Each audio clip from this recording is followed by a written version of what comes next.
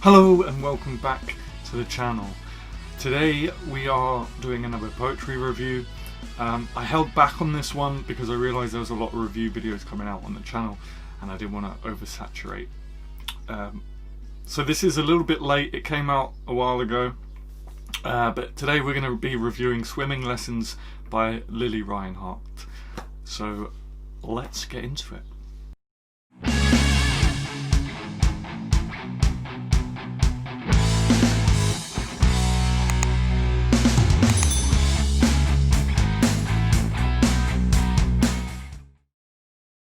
So as always, we're going to kick off with the boring parts, which is like formatting and looking at the cover and everything. I'll quickly start off with the blurb.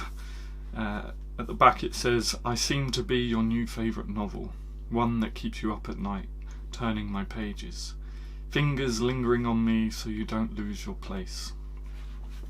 And then on the inside of the cover, it says, "In her first poetry collection, Lili Reinhart explores the euphoric beginnings of young love, battling anxiety and depression in the face of fame, and the inevitable heartbreak that stems from passion. Relatable yet deeply intimate, provocative yet comforting, bite-sized yet profound, these beautiful poems are about growing up, falling down and getting back up again. They capture what it feels like to be a young woman in today's image-obsessed world, with Lili's trademark honesty, optimism and unique perspective. Accompanied by striking and evocative illustrations, the poems in Swimming Lessons reveal the depths of female experience and are the work of a storyteller who is coming into her own."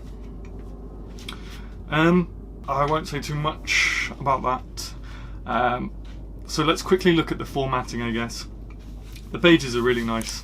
I love it when a collection has really good quality paper. It's nice to the touch, as weird as that sounds. It smells good as well, but not as overwhelming as Violet was. So the first thing I noticed with this collection, and I'll be honest with you, I haven't given it enough thought yet. I should probably sit down and really try and figure it out. But every now and then there are just blank red pages, and I'm not sure why. Nothing in good art is random, so there's a reason for it. I just couldn't, it wasn't very obvious to me as to why, but again, I haven't really given it too much thought either, so I will try and decipher that at a later date, I'm sure. In terms of formatting, you've got the typical Times font or Garamond font, which isn't a bad thing. It works. It works for a reason. It's neat and tidy and classy. So there's not an issue there. I also noticed that some of these pages have a hint of pink on them as well. Again, I'm not sure if that means something that I should be looking out for, or if it was just to make the pages look pink on the outside. I'm not too sure. But again, in good art, nothing's ever random, so maybe there is a reason for it. As always, we'll start with the fact that there are the micro poems. My camera's saying that's really exposed, but I'm trusting that you can see it. There's 3 lines on that page and a blank page here. The page before it is the same, 2 lines. "I wish I would have kissed you harder before I left this morning." I have to mention it in because I will carry on fighting. I still think it's a waste of paper. I still think those 2 pages that I just read out, which I can't find now, both about love, both about lost love, could have been put on the same page. If not 2, then definitely. If not 3 or 4, then definitely those 2. Again, I'm really hoping you can see that, because on my page I'm just getting a load of overexposed lines. So again, "It seems to be our winter, so I'll try to make snow angels in your cigarette smoke." And then there's an illustration here. So I will keep mentioning that until I've won this fight, this one-man army. But I'm gonna have a sip of coffee. because I feel like it's a fight worth fighting for. So in terms of formatting, yes, you've also got the illustrations. Again, I'm really hoping you can see that. I won't know until I get in the edit room and watch the footage back. These illustrations kind of seem to be the industry standard now for modern classics. Modern classics, that's not the word I was supposed to say. For modern collections. I think all of them seem to be having very similar style illustrations. And I guess they're a trend for a reason, because they work. I think it's come from Instagram. I think the idea for it has sort of overflowed into actual publications now. I would like one of these days to see I'm not saying that the illustrations don't work when they're done properly, but I would like to see different styles of illustrations now. It's almost as if every collection I pick up is done by the same illustrator. I don't know. I don't want to be too hard, because it's not so much a criticism. It's not a massive criticism. I just kind of feel like someone needs to be a bit more innovative, maybe. I don't know. But clearly, that's the end thing. Maybe I should look at finding an illustrator for my next 2 collections. Is that everything I wanted to say on formatting? I think that's everything I wanted to say on formatting. Oh, I really like, actually, after every poem, I think it's a nice touch that, I don't know if you can see that. Oh, I really hope you can see that. On my camera you can't see it because of the lines. After every poem there's like a little signature, red LR in a box. I think that's a nice touch. I was thinking of doing something similar with these collections here, because I am thinking of doing a second edition of them all and doing a bit of editing. Excuse me, I burp in every video. With that being said, that's all the boring stuff, the formatting. Let's dive into the poetry. I'm going to start by reading the first 2 poems of the book. I can't seem to write perfect words or make them flow as they should. They don't sound particularly profound. I can't paint you pictures or blend colours like other artists do. My watercolours don't bleed beautifully. But I can say I love you in as many languages as you need me to. I can be fluent in loving you. And I really wanted to read that one out because I think it really does set up the collection perfectly. As you can hear, she's used loads of different sort of techniques like alliteration, rhyme schemes, meter. And there's some nice use of enjambment here as well. What I really liked, what I'm saying about this sets up the collection perfectly, is the part where she says they don't sound particularly profound. Now, reading this collection, there hasn't been anything that's really sort of blown my mind, and I'm not saying the poetry in this is bad. Wait till the end of the video for my final sort of verdict. But she's owning it. I feel like she's owning it. This is a very wholesome, very sweet and wholesome collection when it comes to heartbreak anyway. I think I know I'm not the target audience for this. A 28-year-old guy isn't who this was written for, of course. But I still got on with it. So yes, that's what I wanted to say about that. I'm going to read the second poem now as well. It's been a while since I've had a moment to miss you and to cry. The warm summer breeze on my balcony makes me think of Cape Cod and your floral swimsuits. How you never wore sunscreen but always told us we had to. Even in this loud city, quiet moments exist where your spirit is present. And I feel like you're sitting next to me on the beach again. So I'll wait until the sun goes down before I go back inside. For now, we can sit here and listen to the ocean. I thought that was really sweet. And there's an illustration of 2 women on sun lounges in front of the ocean. I've folded down the third poem as well, so there's quite a few poems in here that I wanted to read, so I'm gonna read this one as well. I love you, darling, were the last words you said to me, and although I don't have a recording of it, and although I forgot to save your voicemails, I will never forget the sound of your voice. I see you in every flower and every hummingbird that happens to be near. I'd like to think that it's your spirit just saying hello. You surround me, always. I miss you, and I love you too. So, you can kind of get the vibe of this collection from those three poems. As I say, it's a very sweet and touching book of poems when it comes to heartbreak, and it's very honest. It's not massively profound. It's not innovative in the sense that it's kind of what you read. It's a book of good insta poetry, but I feel like that is where we're heading in the poetry world anyway. I like this collection. I did. I couldn't read it in one sitting. It's very long, and a lot of it is about heartbreak. A lot of it is the same thing.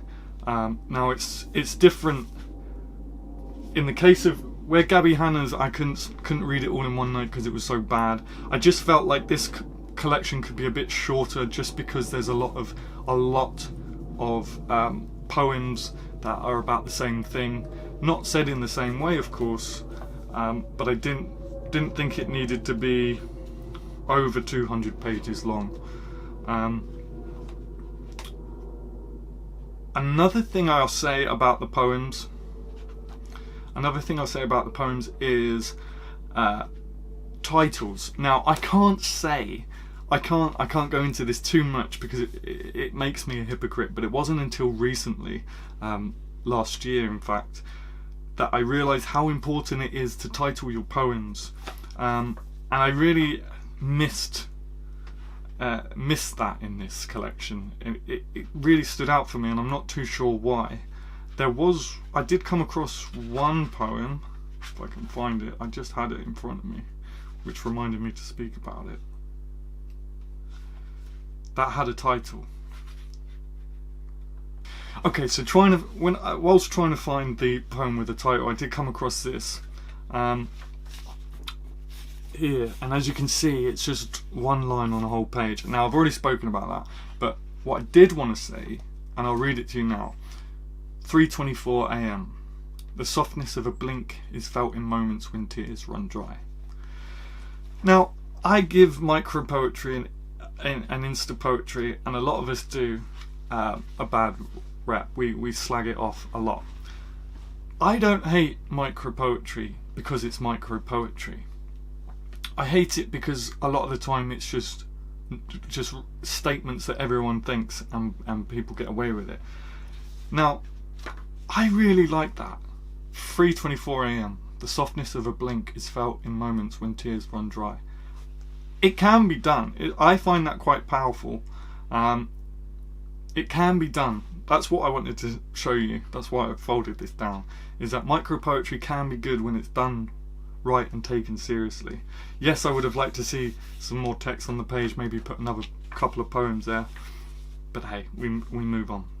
So as you can see, this poem does actually have a title, Drunk. Drunk. I always want to make a toast before we clink our glasses. It's my way of getting to know you. It's my way of getting to tell you that I love you. A profession of my love disguised by spirit. Cheers.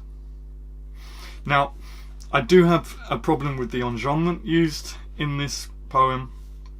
But yes, I just wanted to show you how much of a difference just titling your poem makes. It just adds a whole new level. So I'd really recommend titling your poems, everyone out there. So another poem on the next page, actually. Having said that I didn't like her use of enjambment in that poem, I like her use of enjambment in this poem. And it reads, An ordinary day, an ordinary moment, driving home from work, with a yellow setting sky and the windows cracked open. I told myself that I would never let you be the one that got away. So she knows how to use enjambment. We saw from the opening poem she knows how to use poetic techniques. Another one. It seems to be our winter, so I'll try to make snow angels in your cigarette smoke. I think I already read that one out. When did you become this hardened, using aggression instead of love? You've always been strong, but this is different. This is survival. This is from being torn down into rubble and building yourself back up, forming bricks from crushed fragments. Who made you this fighter? Who took away your loving self? Another thing I wanted to talk about with this collection, which I don't think I'm talking about in any other collection because it's only come up, is, and this is going to sound really random to you, I know, but is her use of swear words. A lot of people throw in swear words, probably myself included at some point, for the sake of throwing in a swear word. And like I said at the start of this review, everything in art is intentional. Lili Reinhart does not swear very much in this, but when she does, it's impactful and for a reason. And I'm just going to read 2 examples of that, so you can hopefully see what I mean. And again, the wind is knocked out of me. My breath is gone. It reminds me of a dream I had of you the other night, which now I see was a nightmare, a warning. The quick, sharp tug that makes my stomach turn. And every footstep I hear outside my door makes my heart clench and sink, because I know it's not you coming home to me. And then I believe this is the last poem of the collection. Love is the only thing we can offer one another at this point. Let me start again. I misread this the first time round, I've just realised. Let me start again. Love is the only thing we can offer one another at this point. So love really hard, always. When I read this before recording, I thought it said, so love is really fucking hard. But still, I'm going to have to bleep out so many F words there. Let me read that again, that's even more powerful. Love is the only thing we can offer one another at this point. So love really fucking hard, always. So what is my final verdict of this collection? Again, I know I'm not the target audience. This is a collection aimed at women, if not younger women, who I think is her fan base anyway. I know she's on I think she's on a vampire show at Netflix, Riverdale, if I'm wrong, I'm sure it is. It is a really nice book. The majority of it is about heartbreak, and yes, that can get monotonous at times, but that's fine. You just put the book down for the night and come back the next day and read some more. I don't think that it is bad enough. I'm being phone called. I don't think it is something that should stop you from buying the book. I would say that this is for a certain taste. I will certainly be keeping it on my bookshelf because it will be nice to dive in and out at times. It's a really great heartbreak book. I know, reading the blurb, it says it covers other issues in here, but the predominant theme in this is obviously heartbreak. So yeah, if heartbreak is your thing, if sweet wholesome breakup poems is your thing, definitely pick it up. I think she does a good enough job. I think it's very clearly a modern poetry collection, just in the style. Even though she writes in many different styles, it's definitely a modern day poetry book that kind of just sits nicely next to collections like Ruby Kaur and stuff like that.